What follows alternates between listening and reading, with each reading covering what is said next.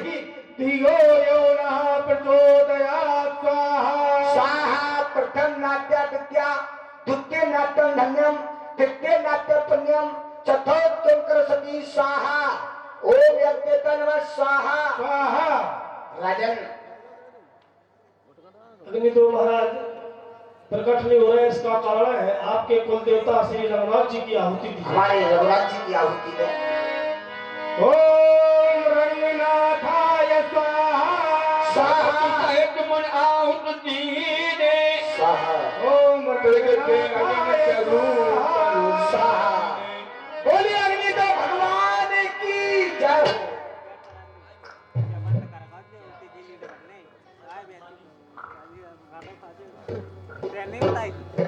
चक्रवर्ती चूड़ामणि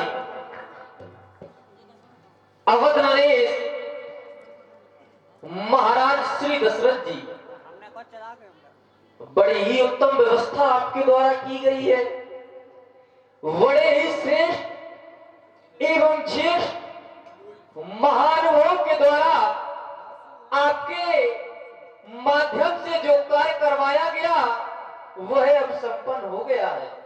लेकिन जानते हो राजा, इस संसार में प्रायः कुछ ऐसे लोग भी रहते हैं जो कार्य तो करते हैं लेकिन पूर्ण नहीं हो पाता, या ऐसे कह दें उन्हें फल की प्राप्ति नहीं हो पाती। ऐसा क्यों? ऐसा इसलिए होता है राजन कि उनके हृदय में मैं का वास रहता है। और वेदांत का सिद्धांत ये कहता है कि जब तक प्राणी के अंदर मैं रहेगा तब तक उसे किसी भी प्रकार की फल की प्राप्ति नहीं होगी। उदाहरण के लिए, ज्यादा दूर की बात नहीं, यही की बात देख लो। जिस समय मैं के अधीन होकर के या मंत्र के बल से फल की प्राप्ति की चेष्टा की गई तब तक फल की प्राप्ति नहीं हुई। जब तक मंत्रों के बल से आहुतियां दी गई, आहुतियों पे आहुतियां दी गई, लेकिन मैं अग्नि प्रकट नहीं हुआ। जिस समय आपके गुरुदेव भगवान को ये बोध हुआ कि मंत्र के बल से कुछ होने वाला नहीं है, इस संसार में शक्ति का मार्ग अपना करके जिसने कार्य किया उसको निराशा ही हाथ लगी है, क्योंकि शक्ति से श्रेष्ठ तो भक्ति का मार्ग होता है। तब उपक्रम क्या किया गया? भगत सहित मुनि आहुति ने जब भक्ति को माध्यम बनाया गया, शक्ति के मार्ग का परित्याग किया गया, तो तुरंत ही फल की प्राप्ति हो गई। राजन मैं प्रकट हो गया।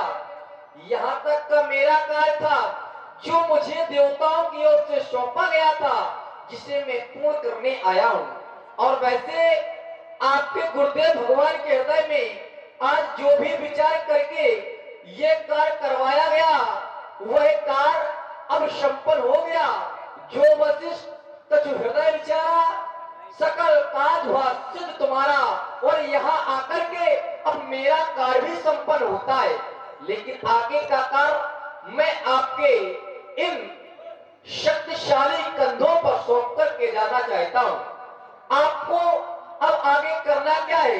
राजन देख रहे हैं मेरे हाथों में दिव्य प्रसाद, ये आपको मैं प्रदान करूंगा और आप इसको ले जाकर के अपने तीनों रानियों में जैसा आप उचित समझे वैसा वितरण कीजिएगा, तो आपको अवश्य ही पुत्र रत्न की प्राप्ति हो जाएगी। यह अभी बात देह उन्नत जाएगी, जथा जोग जय भाग बनाई। और जैसा कि आपके गुरु वशिष्ठ का कथन है, भाव धीर हुई है सुचारी, त्रिभुवन विदित भगत भयहारी।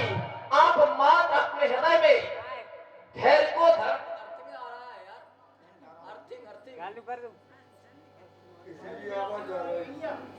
अर्थिंग मारा, अर्थिंग निकालो इसमें से। हेलो, इसलिए आवाज जा रही है। इसमें भी अर्थिंग